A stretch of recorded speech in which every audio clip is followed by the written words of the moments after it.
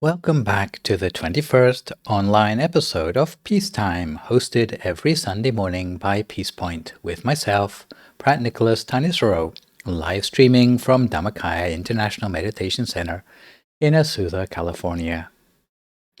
Today's session will be about an hour and 10 minutes long and will consist of a 25-minute talk and 20 minutes of meditation, finishing up with 25 minutes of conclusion and news updates.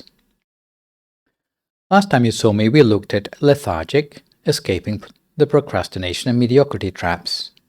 The topic for the Dhamma talk today, continuing with our theme about the defilements of ignorance, will be getting in touch with the real you and appreciating others. Again, this session, I would encourage you to send in any questions you have by emailing me at peacetime.questions@gmail.com. so that I can have a shot at answering them next time round. Even modern psychologists such as Professor Jane Kroger of the University of Tromsø say we form our identity in relation to those around us, and how we come to see ourselves as a balance between self and other. For those of us listening from the United States, the failure to appreciate the goodness of those around us is a topic we often hear discussed when the calendar year comes round to Thanksgiving. Unfortunately, such gratitude has been dumbed down to being merely a gateway to happiness or opening your heart. I think the correct term for what they're actually describing would be appreciation rather than gratitude. By contrast, in our Dhammakaya tradition, and I think for Theravada Buddhism in general, we tend to be more transactional rather than relational in our outlook on people's ability or otherwise to get in touch with their true identity. We consider misunderstanding our true identity to be more than getting locked up in our judgment or something that holds you back from tenderness. Getting in touch with the real you and appreciating others is more than just counting your blessings. So today we will try to take a more relational approach to the underlying delusions in our mind which cause blocks in our personality. The delusions that prevent us from recognizing our true identity are often based on fears, either conscious or unconscious ones, and these fears, combined with erroneous evaluation of our own strengths and weaknesses, especially in relation to those around us, cause us to have negative attitudes and behaviors which manifest themselves in the form of conceit, ingratitude, arrogance, and boastfulness. If you want to get analytical about the mental blindness or subconscious fears that give rise to these undesirable behaviors, we might point the finger at ignorance of our own level of virtue, ignorance of others' level of virtue, inability to accept anyone else's virtue as superior to our own, and glossing over discrepancy between our own level of virtue and that of others. Different combinations of these will give rise to conceit, ingratitude, arrogance, and boastfulness that I mentioned earlier. By conceit, we mean denial of favors or help received from others. By ingratitude, we mean depreciating the debt of gratitude you have to others. By boastfulness or arrogance, we mean looking down on others, or in some cases, looking down on our own abilities or potential. I've grouped these defilements together because, although they are different in their manifestations, there is a big overlap in the way to overcome them. The subject I've chosen today is something we need to talk about because, as a supposedly egalitarian society, although there may be an equality of opportunities for everyone, people are not equal in the way they respond to those opportunities. In fact, every person in the world may have qualities which we could learn from. They may not be great at the same things we are great at, because we may be gifted in a specialism. Suppose we're good at golf. Does that mean we should think ourselves superior to someone who's good at tennis just because they're not our equal in golf? If we were smarter than that, we would try to find out how they got to be so good at tennis, to give ourselves the chance to be good at two sports instead of one. instead of complacently thinking that because we are good at one thing, that we are already the ultimate, as it were. So, by looking down on people, we forego that possibility to learn something from other people. If it's just a general attitude, it may be easy to laugh it off. But sometimes it can be part of a prejudice against certain groups of people, and if it happens to be people who have done something good for us in the past, if we still treat people with such arrogance, then it worsens into conceit or ingratitude. Although we are reliant on many other people to get through life with safety and dignity, wherever we live in the world, in Western society there are many factors that lead us to take such help for granted.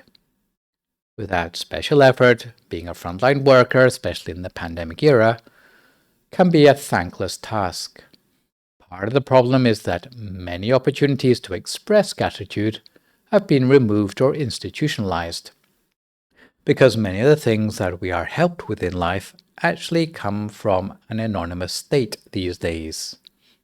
We don't have to worry about who we're going to have to be grateful to when we get sick or taken to the hospital. We don't have to worry about who we have to be grateful to if someone robs our house and the police go after them. We think, well, I don't have to be grateful to anyone in particular because I paid my taxes. Consequently, we expect to be educated. We expect our parents to put food on our plates. We expect to be clothed because we think it's our right. So a lot of things we take for granted in society, especially compared to much less wealthy societies, can leave us with ingratitude as our default outlook on the world.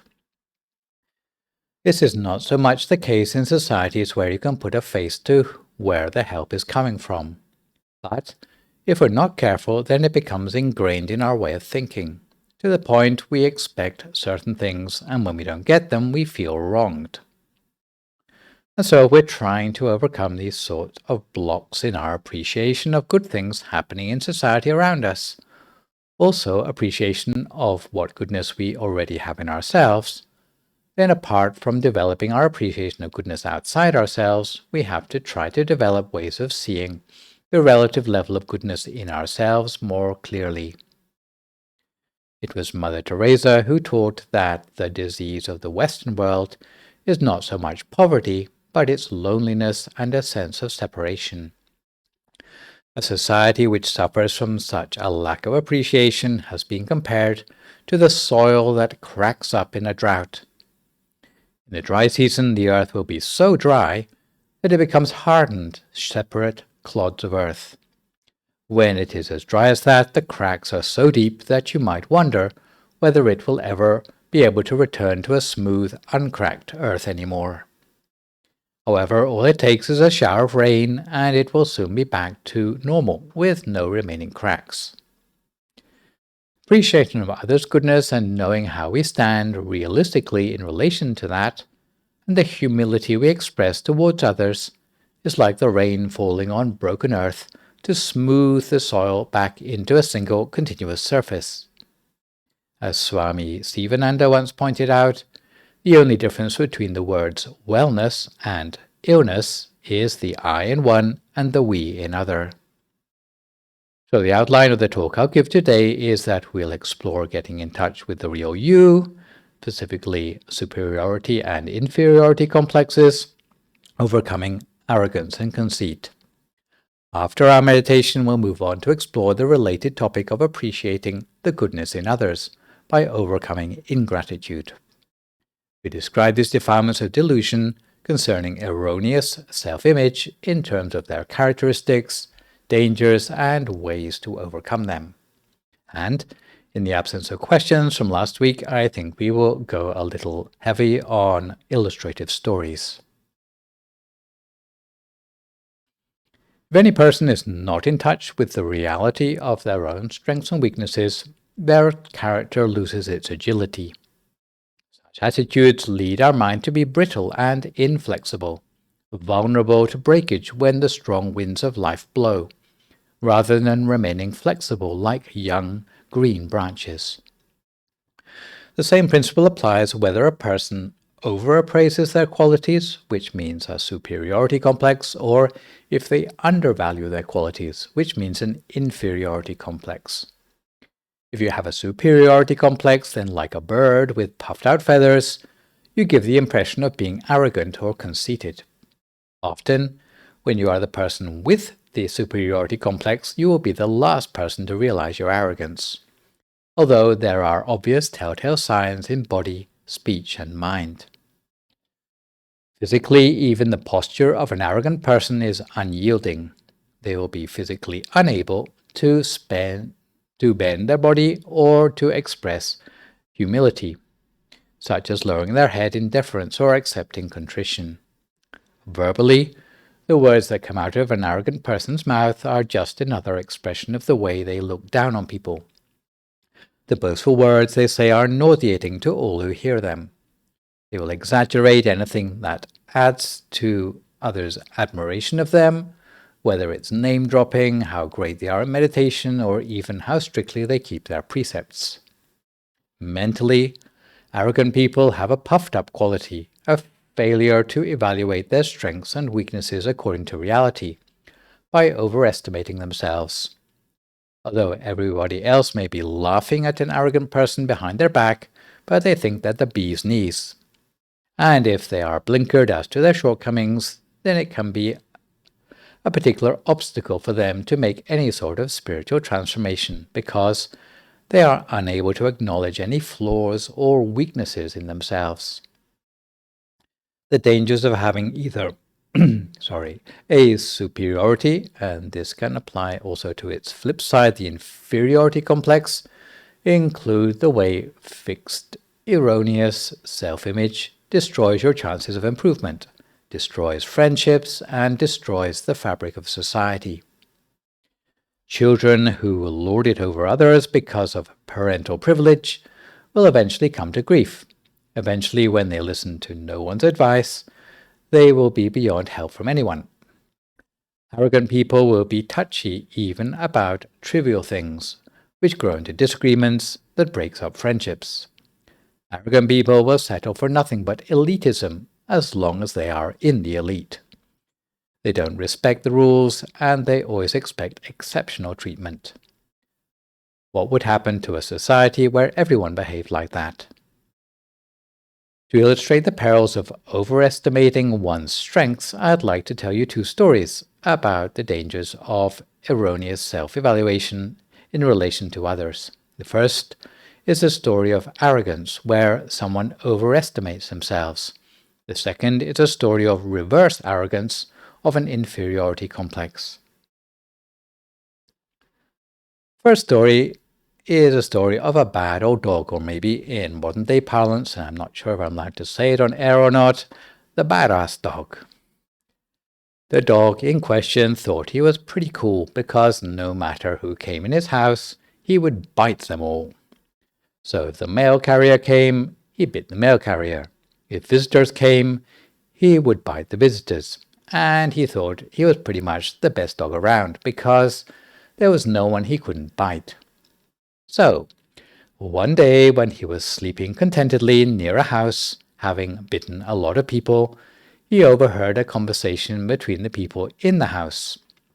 Some grown-ups in the house were describing an animal they'd seen in the forest. One of them said, "You know, we saw a tiger the other day." And there was a little boy also in the house who exclaimed, "Ooh, a tiger! What's a tiger like?" So the grown-ups explained that the tiger has got really big teeth. And overhearing this, the dog thought, really, I've got pretty big teeth myself. The people's explanation continued that the tiger has huge claws. They explained to the boy, if a tiger ever gets their claws into someone, they would tear them into little pieces. Hearing this, the dog thought, yeah, I'm pretty much like a tiger then, because I've got big claws as well. Next, the people explained to the boy, and if you ever hear a tiger growl, the sound is like thunder. So the dog concluded, yeah, when I bark, it's pretty loud, so whoever these tigers think they are, they must be way inferior to me. Finally, the boy asked, Where do you go if you want to see a tiger like that? The grown-ups replied that they'd seen the tiger in the jungle, just behind the house. So the dog thought, I'm going to show that tiger what I'm made of, and early the next day marched off into the forest. Before long, he heard the sound of the tiger, and when he came face to face with it, he thought, I'm going to show you. But before he'd had the chance to even finish his thought, the tiger had already eaten him up for breakfast. This is a story which goes to show that sometimes, because of our ignorance about our own strengths and weaknesses, we can overestimate ourselves. So, if you have delusions of grandeur and infallibility, beware, especially if you hope to progress on a path of spiritual transformation. The second story is about what happens when we underestimate ourselves, a story which was often told by the vice abbot of our main temple in Thailand, Lompo Dattachiwo, to illustrate how people can be held back by having an inferiority complex, the so-called trance of an unworthiness. Once upon a time, there was a flock of sheep that lived in a valley, and above the valley was a steep climb up to a mountain. The mama sheep always warned her little lambs, never go too high up the mountain because there's a dangerous lion living up there. One day when they were grazing the valley pastures, the mama sheep found a little fluffy ball which was still alive, so she decided to adopt it and bring it up alongside her lambs. In the beginning, the difference between the lambs and the fluffy ball was not so great. The size was about the same. But as time went on, the little fluffy ball started to grow much more quickly than the lambs. The other thing which the fluffy ball started to notice about himself was that the constant diet of grass seemed to be somehow unsatisfactory. Usually the little fluffy ball would play alongside the lambs, but as soon as they went on to play and have rough and tumble with the lambs, then the lambs start to get seriously injured. The little furry ball tried to bleat like the lambs, but the sound never came out quite right. One day there was a big storm that caused a flood in the valley. The flock of sheep was forced to climb higher up the valley than they normally dared to go. During the storm in the valley, the furry ball heard a roaring sound coming from high up in the mountains, a roar like thunder which seemed to awaken something inside him. And when he heard the roar, instead of being afraid and running away like all the other lambs, he felt emboldened. There was a sense of familiarity in that sound. When he tried to imitate the roar, he found he could do it. He roared along with the sound he heard in the distance. Meanwhile, all the other sheep cowered and started to realize that their little adopted brother was not who they thought he was. When the furry ball wandered further up the mountain, he came face to face with the majestic sight of a roaring mountain lion. At that moment, looking in a puddle, he caught a glimpse of the reflection of his own face. What he saw there was not a sheep anymore, but it was the miniature of the face of the mountain lion. He realized at that moment that what he had assumed all his life, that he was nothing more than a sheep, or that all he could expect from life was to follow the flock, was a delusion. He realized his true destiny was much greater than that, and he continued on up the mountain to be reunited with his true community. So, looking down on yourself can be a tragedy because it holds you back when you could be solving problems in your own life. So, let's spend a few moments looking a little more closely at some of the dangers of the ways arrogance gets expressed, whether intentionally or unintentionally, in the form of conceit, arrogance, or boastfulness. Sometimes it can come in the form of denying favors or help received at the hands of others. It can mean realizing others are superior to you but being in denial about it. It can mean pretending you are of equal status to those who you know are actually better. In other words, one-upmanship. It can mean belittling the goodness of others. It can mean not acknowledging favors received. There are different ways in which people are condescending to others, looking down on them or shunning them. But it is foolhardy to look down on people for their financial status or appearance or intelligence, because any of these things can disappear overnight. Just as a house fire can relegate a rich man to poverty overnight, if you become conceited, it can undermine any privilege you previously had. On this topic of looking down on others, the founder of our Dhammakaya tradition, the great abbot of Wat Phra Nam, taught that to look down on others, even without realizing it, seeing others as weaker than oneself, speaking irreverently to them, is like the gables of a house being burned by a fire which has spread from the lower stories. Even the smallest house fire will spread to the gables. In the same way, the resentment of juniors can destroy the person who governs them, unless they are compassionate and wish only happiness to those around them, especially those less privileged than themselves. Conceit can impede your true perception of reality. If you harbor conceit, eventually you will not be able to see anything according to reality. The decisions you make about what you say and do will bring only harm to others. Secondly, conceit will get in the way of learning from others. If we assume ourselves to be superior to others, and by virtue of our skills or experience or behavior that we are superior to them, then we cut ourselves off from the opportunity to improve ourselves further.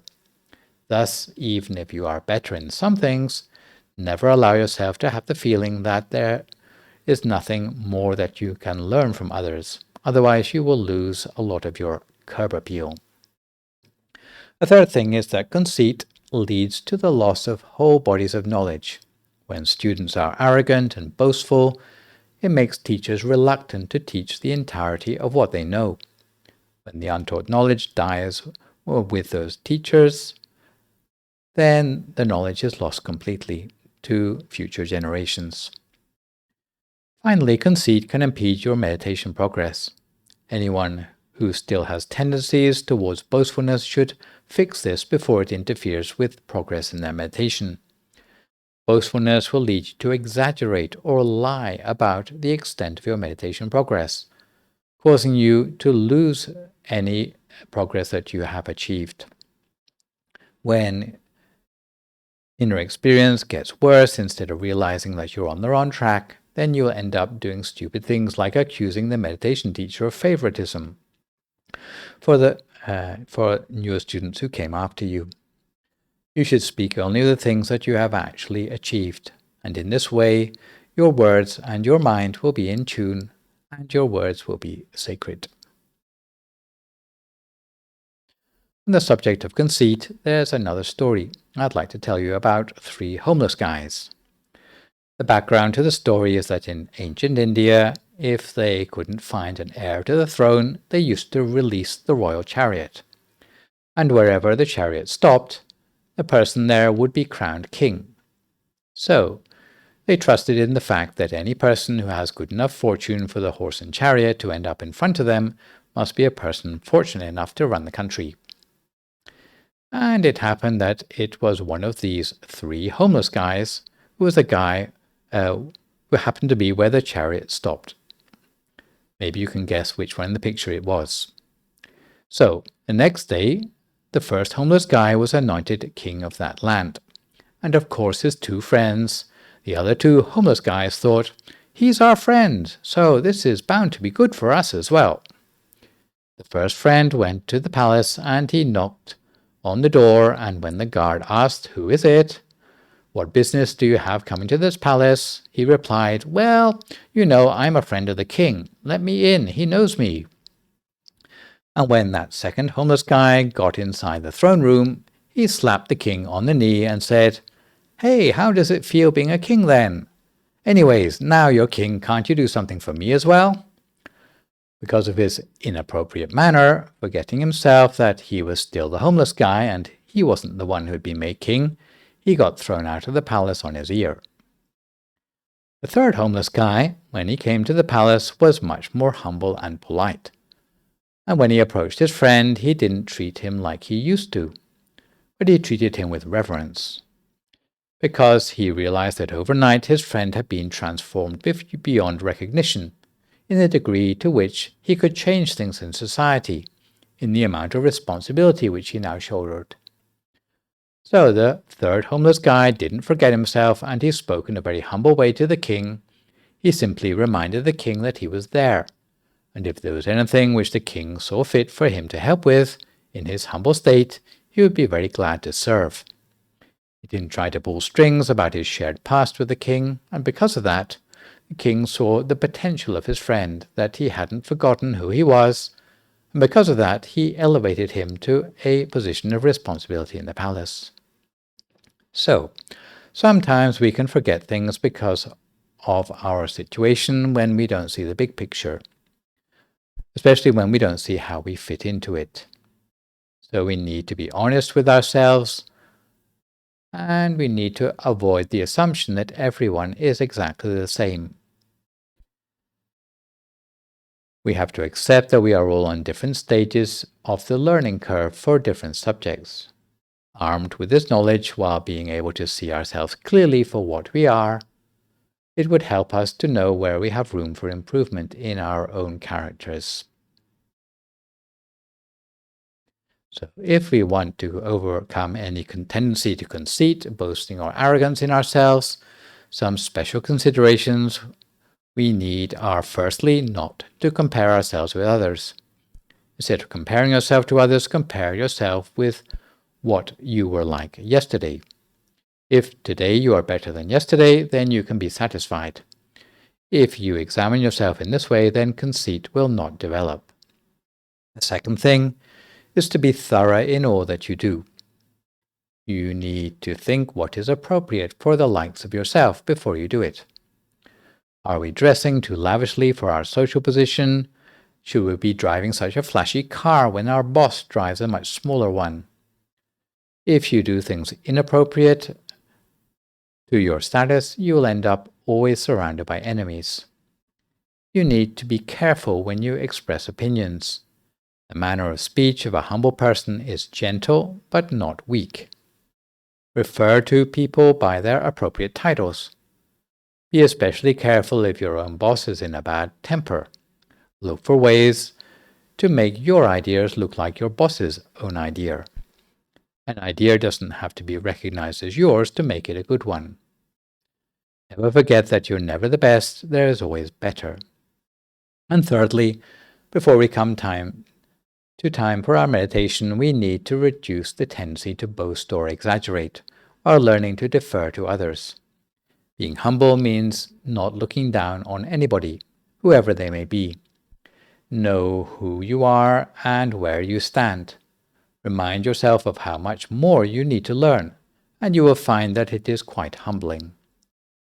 Cultivate a respectful outlook toward others, and note that respect is not the same as humility, because humility means not looking down on others or comparing yourself to others. Respect, by contrast, is the quality of looking only for the good and positive things in yourself and others, so that you can learn the maximum for yourself. Any boastfulness or arrogance we have is derived from erroneous self-evaluation. So we need to learn humility and how to estimate our own worth according to the reality. A compelling reason for us to meditate is the way it softens the mind, indirectly helping us to overcome arrogant, conceited, or boastful tendencies in the mind, and allowing us to evaluate our own strengths and weaknesses according to reality. To this end, before we go further to look at the related topic of appreciating the good in others, we take the opportunity to settle ourselves for some meditation. If you would like to find a comfortable sitting position for yourself now, as you listen to my guidance. So allow your eyes to close gently for meditation. Be careful that you've closed your eyes as lightly as possible, with your upper and lower eyelashes touching only very gently together.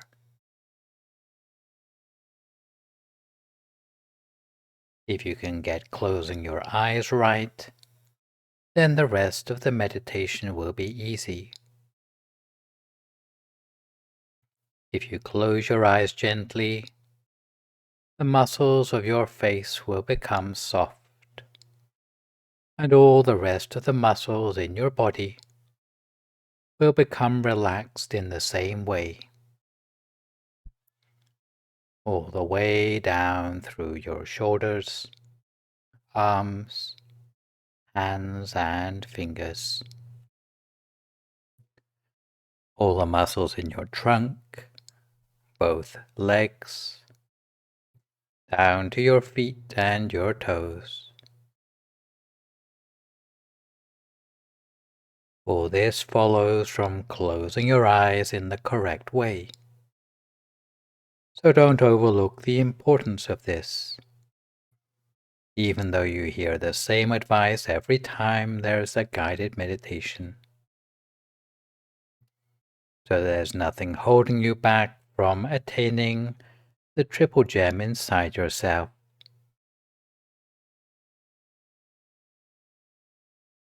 Because our time left in this world is limited. Death can come to us at any time and without warning. So it's better to make sure your meditation technique is effective, so that you can make a breakthrough in your meditation without unnecessary delay. The meditation can then be a refuge to us, and we will be reassured, confident, and relaxed. And any of the tasks concerning our pursuit of perfection will come to fruition much more easily. Pursuing perfection will be more of a pleasure to us. So we should start out in our meditation correctly each time. And we bring our attention gently to the center of the body. We give ourselves the feeling that at the center of our body there is a bright, clear sphere, as bright and clear as a diamond or a mirror, or like a drop of water, like a crystal ball inside us. And we keep our attention on this bright inner object as continuously as we can, for as long as we can, lightly and gently. You can use the sound of the mantra to help keep your mind free of thought. Samma Arahang, Samma Arahang, Samma Arahang. If you find this useful, to keep your attention continuous at the center. If you can keep your mind on both things, the inner object and the mantra, it will keep your mind free of distraction. Because distractions will only get in the way of accessing the inner experience. They cause us to feel weighed down both in body and in mind. Our mind will feel blocked and unwieldy, narrow, claustrophobic, and unable to enlarge.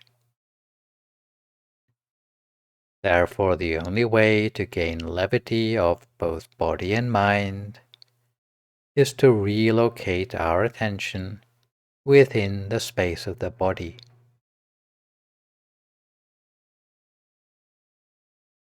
If you notice the teachings of the Buddha, where he advocated letting go of our attachments to everything,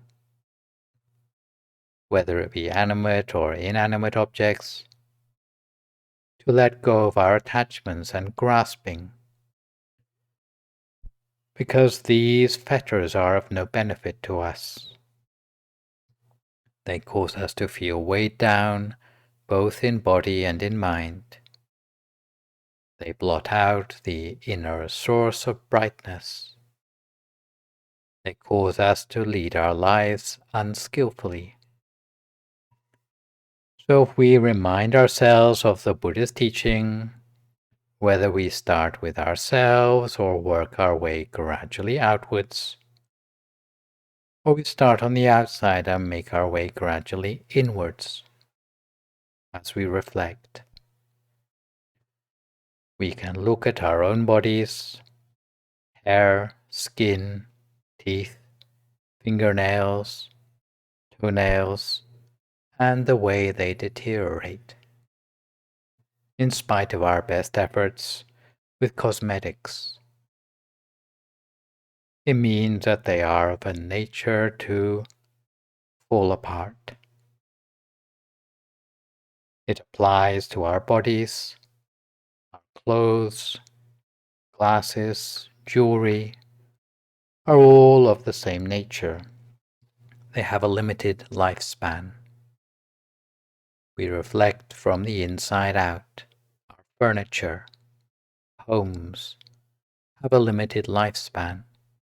Our cars and investments, land and assets are temporary. Our neighborhood, the roads that connect them, the municipality, county, country, and even the globe and the universe itself eventually fall apart.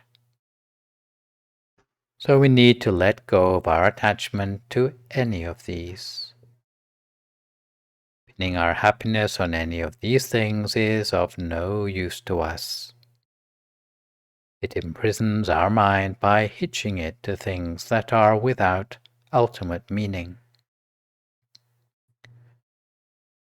We can live out our whole lives without coming to an end of material attachments to worry about. If we think of those things which are external to ourselves, they cause us to feel weighed down both in body and in mind. They blot out the inner source of brightness. They impede us from attaining the inner bodies and the triple gem. This is why, throughout the 45 years of his teaching, the Buddha constantly returned to the teaching of non-attachment. No matter what teaching he started out with, his conclusion would always be to underline the nature of conditioned things. That is, impermanence, suffering, and not self. If we reflect on these truths momentarily each time before we meditate, it only takes a minute, that all conditioned things are impermanent, even our own body, and are of the nature to fall apart. It will allow us to be able to let go.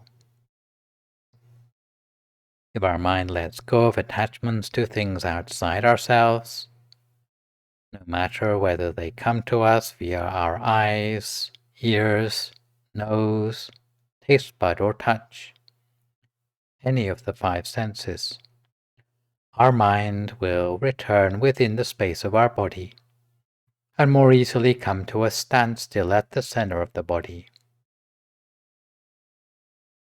If the mind comes to a standstill within, inner illumination will arise. The opportunity for us to make the inner journey of the mind will dawn for us. Our mind will feel as if it has broken free from all forms of unwholesomeness and harm previously present in our lives. As if we've put distance between ourselves and all the mistakes we formerly made in our lives, without having to spend time in the confessional. It is like all the sins of our lives have been shed as the mind becomes still, crystal clear and bright, and inner vision will arise for us sequentially, inspiring us to cultivate virtue in our lives. The mind becomes increasingly subtle and refined. The deeper the mind reaches, the purer it becomes. It becomes so pure that we can see the purity of our own mind as a crystal sphere inside us, at our center.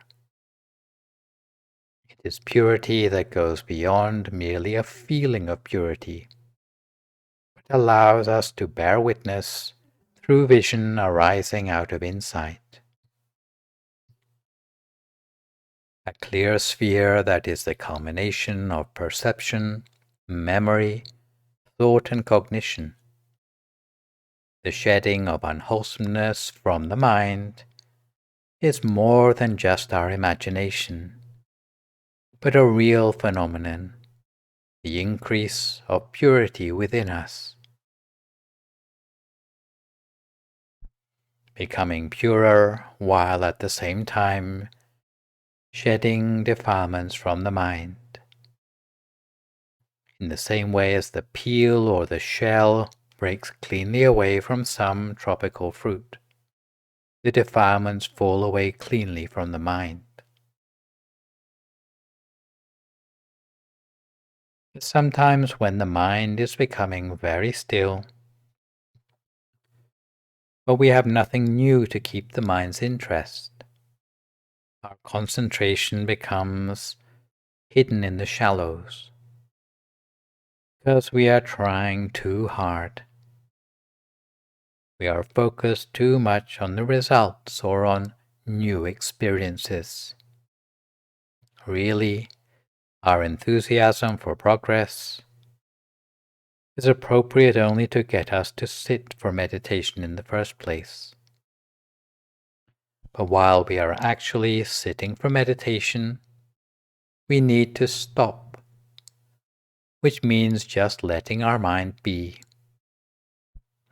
We need to stop our grasping, because we know from the Four Noble Truths that it is the root of suffering, even if it is grasping after something wholesome like enlightenment. Unfortunately, it is mixed up with delusion, the incomplete knowledge, meaning that we have no new inner experience to show for our meditation, because we have grasping mixed with our meditation efforts, sometimes by stealth, so that we don't even realize we are doing it. Everyone wants a breakthrough in their meditation, but we go about it in the wrong way.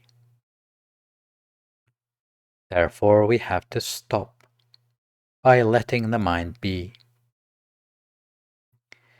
Even if there is nothing new for us to see, we must observe without interfering. It doesn't mean we are getting no benefit from the meditation, because every time we meditate, we collect up happiness in the mind little by little. The mind will gradually be purified and clarified, and our ability to meditate will gradually accumulate, like termites bringing grains of sand until they've built a huge termite mound, or like watering a tree at its roots. The tree grows a little every day, but we are never able to tell how many inches it has grown in a day. But after some time it starts to bear fruit. Meditation is similar. All we need to do is close our eyes gently, relax our body, bring our mind softly to a standstill inside, without worrying about what results the meditation will yield. Don't think to yourself it ought to be brighter instead of dark inside. All we should be doing is observing without interfering until the mind reaches a point of equilibrium. where it can be attracted toward enlightenment. Later, when we become more adept in recognizing and guiding our states of mind, we can bring the mind to equilibrium intentionally. But at this stage in our meditation, we have not yet reached that point. So we need to adjust our approach. It doesn't mean we'll never reach the point of mastery, but for now we need to remain mindful of all the advice we have heard on approaching our meditation. Otherwise, when we get to the good bits in our meditation, all the advice goes out of the window and we can't stop ourselves applying the wrong sort of effort. If in doubt, we just reset our efforts, make a new start, pretend we are new to meditation like a child. In the meantime, don't deny or resist whatever inner experiences come up in the mind. We should be content with whatever arises in our meditation. Be friendly to whatever comes up, even if it is darkness or if there's nothing new.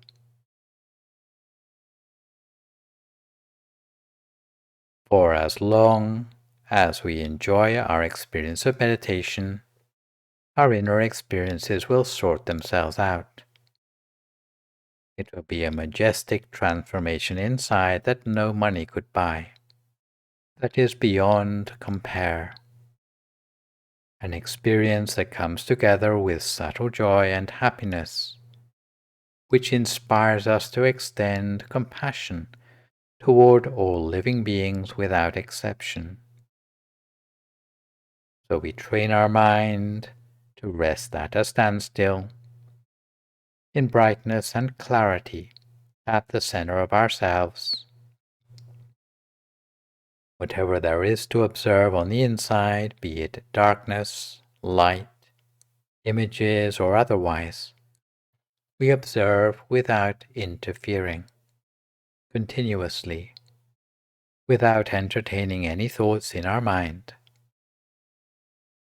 As a meditator, it's not our job to analyze what we see or run a mental commentary.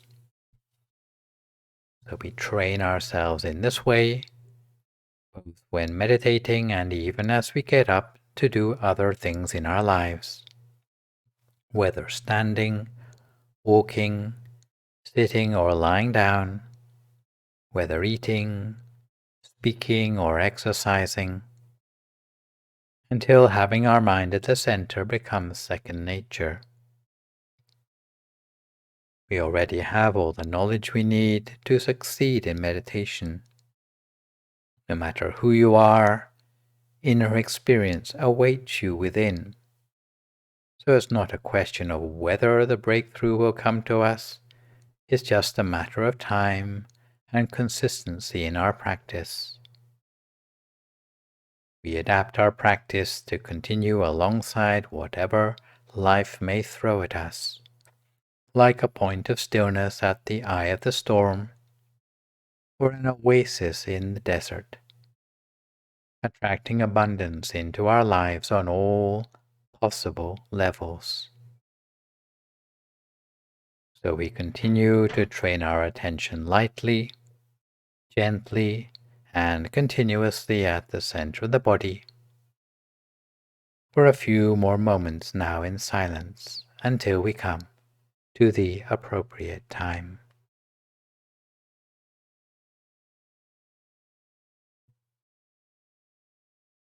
So allow your eyes to close gently for meditation.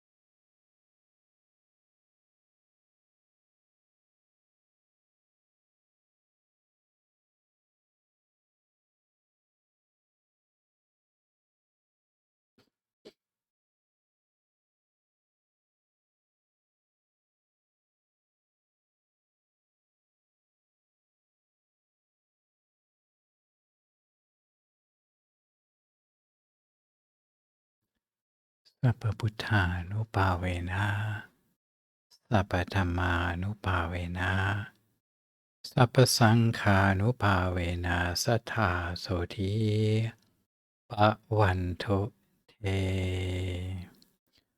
So if you'd like to come to the end of your meditation for today, you can gradually open your eyes again. If you feel at all uncomfortable, then slowly try changing to a more comfortable position and gently finish your practice. So, having looked at the perils of being deluded about the level of our own strengths and weaknesses and the dangers of conceit, arrogance, and boastfulness before our meditation, we turn now to the related mental defilement of failing to appreciate the goodness of others. Failing to appreciate the goodness of others means depreciating the debt of gratitude you have to others, forgetting your debt of gratitude to others, or being completely blind to favors received. It is a personal trait that means more than mere disloyalty. The dangers of ingratitude include that no one will want to help you a second time. Beware of people who speak ill of whatever company or community they have just left when they meet up with you for the first time, because you can be sure that if they ever leave your company or community, they will say the exact same thing to their next prospective employer or community. Another danger of ingratitude is that society will become more selfish. Recent research indicates that people who count their blessings tend to be happier and less depressed. There was a study by Brown and Wong in 2017 of nearly 300 adults struggling with mental health concerns, and they found that significant improvements in mental health occurred in a group of people who wrote 3 weekly letters of gratitude to another person, as compared to participants who wrote down their deepest negative experiences or did not do any writing activity at all. The findings suggested that gratitude unshackles us from toxic emotions, and that gratitude helps even if you don't share it. And although gratitude benefits may take time, but it has a lasting positive effect on the brain. At this point, I'd like to tell you the story entitled Trying Again, of a lady who persuaded a homeless man to join rehab. The story comes from Lenore Pimentel of Santa Rosa, California, and was published in The Sun magazine and republished by Jack Cornfield in his book No Time Like the Present. So, the narrator in the story is Lenore during her time at a DHSS office in California. The man was my age, but he looked many years older. He was an Army veteran. He was also homeless, cold, and hungry. I could see that he had tried to wash up before coming to the social services department to ask for help. His face and hands were clean, but his clothes were filthy. And although he claimed not to have had any alcohol that day, the smell of it seeped from his pores. I wanted to get him into rehab, and I asked if he was ready to come in off the streets. "No, ma'am," he said. "All I'd like is a few dollars and some bus tickets. If I can get sober enough, they'll let me into the shelter across town." That shelter had 50 beds, cots really. The homeless were admitted at night and forced out at dawn to eat breakfast at a nearby charity. 50 beds and nearly 1,000 homeless in the city. Winter here in Northern California means cold, rain, and mud. Even though this man and many like him slept under bridges to keep dry, the dampness penetrated everything. His clothes and the bedroll he'd placed on the floor smelled moldy. The pages of a book he'd carried were swollen. I asked how many times he'd tried rehab. 2 or 3, a long time ago, he said. Maybe it's time to try again. I explained that I had a client who had gone through the program 7 times before it took. Besides, I said, we're months away from warm weather. What else have you got going on? watched his face as he considered my offer. I thought I saw a flicker of hope in his eyes, followed by a shadow of doubt. He'd tried before. It had been hard, impossibly hard. But so was living on the streets. Finally, he lifted his head and looked at me. I reached for the phone. "Shall I asked. He barely nodded yes. An hour later, I handed him over to a recovering alcoholic, also a veteran, who would drive him to one of the best rehabilitation facilities in the county. "Come visit me when you graduate," I said as they left. I barely recognized the man when he came into my office 6 months later. So tall and handsome, smelling like the outdoors, and holding a huge bouquet of flowers. When considering special strategies for overcoming any possible tendency to ingratitude, we should bear in mind the words of Henry Nouwen from his book The Return of the Prodigal Son. The choice for gratitude rarely comes without some real effort. But each time I make it, the next choice is a little easier, a little freer, a little less self-conscious. Similarly, from lack of awareness as to how others have helped us, we can make a special effort at first to appreciate things we are grateful for. But the process should not stop there, as we should go on to try to find ways to repay those who have helped us and ultimately honor the goodness of those who have initiated favors to us. When looking for ways to overcome ingratitude, start by bearing in mind if a person does you a favor and you return the favor, that is not the end of it. So, what more can you do for a person who has initiated a favor? It's mostly to do with your attitude towards that person, because you now owe them a special sort of sympathy. You'd always be looking out for that person in a special way, maybe more than for a person who you weren't connected to by such a favor in the past. You should therefore do what you can, and unless the person is particularly close to you, like a parent, let's say, in which case I would argue that you probably do more than just what you can, you would really need to have helping them out as a high priority. Maybe you would go out of your way to help them. But for a person in general who has done something good for you in the past, I would say that, given the opportunity, you would always do what you could to help them. The general way in which especially Asian societies work, where gratitude is more prominent in the sense of awareness in society, is when people are more grateful, then you feel happier about helping each other. Maybe more than they would in a society of strangers or people where you had no way to know whether they will be grateful for your help or not. So, if you are in a society of give and take, then people would be happier to help and more forthcoming in helping one another because they expect that favors are not going to be lost on the recipients. If you don't know where to start, a simple place to start is try to be grateful even to your own body, for all the benefits you have derived from it by maintaining your health and using your body only for positive deeds. And a final word of warning: lest gratitude become overly transactional, it is not seen as good practice to call in favors in return. It's generally considered bad manners ever to ask for a favor back. It should be something others want to do out of their own volition. In a culture of gratitude, you wouldn't be sticking your neck out too far to trust that any person seeing you in a situation of need would want to help you back without having to be asked. So, calling in favors generally isn't considered part of that culture of gratitude.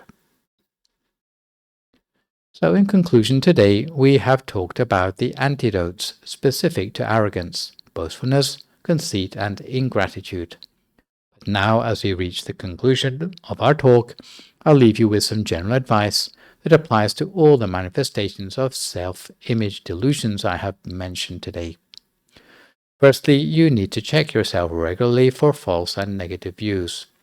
Although we will talk more about false views in detail in a couple of sessions' time, in brief, false views are any inaccurate mindset we have about life, the world, and self-transformation that present major obstacles to our path of progress.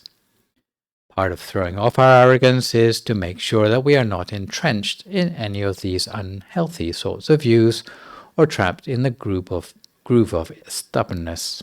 Secondly, try to avoid people with negative attitudes, especially flatterers, while associating only with those who are good friends. Good friends have the ability to wake us up to our delusions on a regular basis. Such people may be teachers or elders, but they might even be responsible friends or those who have a lot of virtue. Such friends will influence us to be thorough and detailed in all that we do, never looking down on any work or situation. If we have the feeling that we have a tendency towards arrogance, the sort of person who represents the biggest danger for us is the flatterer. By avoiding arrogant people or the sort of people who are likely to flatter you, you will be less likely to forget yourself or think that you are already the ultimate. You will be better associating with people who always point out your faults. You will have a more refreshing life because you'll always get to learn new things every day about the things you can improve on in your life. This is the essence of spiritual transformation. Thirdly, if you're going to find fault, then find fault with yourself, not others. Otherwise, you'll come to the conclusion that nobody in the world is perfect, except for you. Generally, if you can change yourself in respect to a problem, even if other people are involved, this is normally a much more pragmatic way of doing something about the problem. Therefore, don't go fault-finding when you look at others. If you like finding fault, then look for faults with yourself instead. Lastly, with any sort of wisdom concerning self-image, you need to start learning from an early age. If you miss out on it when you're young, it tends to be quite hard to catch up on it later in life. So don't overlook simple things like teaching children to say please and thank you, or teaching children to express their appreciation of other people's good aspect, or giving gifts out of appreciation for things. All these small things will stick in children's minds from a very early age and have a powerful good influence on them later in life. If children can see the benefits received from their parents, later they will be able to identify the goodness in others in society. If they are unable to see goodness received from their parents, it's unlikely they will be able to identify the goodness in anyone else. If we have a society full of people who don't appreciate goodness in each other, then people will become less and less enthusiastic to help others. On the contrary, when there is an ethos of gratitude in society, then people will want to help each other in a very natural way, and people won't be embarrassed to be helped either, because they know they'll try to find ways in the future to help other people back, even if it's not the same person or a person in the same sector of society. Everyone will see help received as an opportunity to be able to do something for someone else in the future. Some news that caught my eye recently that holds some hope for the future came from Brainerd, Minnesota on December 14th, 2020, of a pay-it-forward scheme that spontaneously occurred at a Dairy Queen Grill and Chill drive-thru. A customer told the cashier, "Whatever the customer behind me orders, tell them it's already covered." And 2 days and 900 cars later, the chain went on unbroken. So the potential is certainly there for a society that truly values the goodness in others. It stands to reason, since we are all part of each other's lives, that we need to be constantly tuning up our ability to understand and welcome one another's help. So let me finish up with a quick mention about temple support and a news update about the availability of meditation teaching in English. At the moment, with the extra strict stay-at-home order statewide in California, anyone wanting to make a contribution to the temple in person should contact the temple first. If you would like to bring food to the temple during this period, all you need to do is phone up Crystal first on 626-991-6958, and a monk in PPE will come to receive the offering and give a short blessing at the temple gate. English-speaking monks will be on duty on Wednesdays and Saturdays.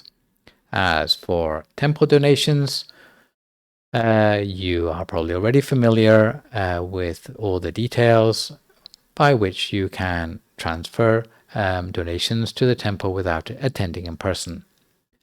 Needless to say, the whole temple would like to rejoice in the merits of all taking the opportunity to support the temple in this way. Meditation is particularly valuable in this COVID era to help us cope with the extended lockdown. And in this respect, here at the temple, although there's still no face-to-face teaching sessions for the interim, you can still access Dhamma teachings in English at the YouTube channel called Peace Point Meditation or the Facebook page of Peace Point Meditation. For those of you who have been following my talks, you may be interested to subscribe to a YouTube channel which I recently set up in my own name, which can be found by searching for Phra Nicholas Thanissaro on YouTube, where I've uploaded more than 100 clips of meditation, Dhamma talks, funeral talks, talks for children, and so forth. Meanwhile, there is a streamlined schedule by popular request for 2021. Every Sunday morning, you've now got me with live material and archive material on alternating Sundays. Venerable Sopon now appears every Thursday evening. Meanwhile, Peace Breaks from Peace Point are broadcast every Monday and Wednesday between 7 and 7:30 p.m. There is a silent meditation broadcast each Friday between 7 and 8 p.m. For the benefit of families listening in, there's also a special show for children in English known as Shining Stars that goes out between 7:30 and 8 p.m. every Monday evening with bedtime stories and meditation short enough to keep the attention of younger listeners. Outside of the live streams and on-demand programming, there's also the newly updated MindGem app, which you can download for free, allowing you to listen to meditation and Dhamma talks in English on your cell phone, even when you are offline. So this session we have looked at the topic of getting in touch with the real you and appreciating others. For my next live session online with you, which will, fingers crossed, be a week on Sunday morning, we'll be moving on to look at something along the lines of acceptance and commitment. For good measure, I would like to remind viewers that even better than posting thank you or great talk or sadhu in the broadcast comments, you can email your questions about meditation or what you have heard in the lecture to the email address, as you can see spelled out in the slide, and I will do my best to answer these on my next session. In the meantime, try to stay healthy, avoid recklessness or complacency in the face of the virus, maintain a positive mood, speak only positive words, forgive others, extend good wishes to others, and meditate daily. Also, despite the cabin fever lockdown, may you be well and truly able to identify your strengths or weaknesses in life according to reality and overcome any tendencies towards arrogance, conceit, ingratitude in your life in a way that the year ahead this year can be one which is better than the last. So for today, this is me, Phra Nicholas, signing off for this session. So long, folks, and stay safe.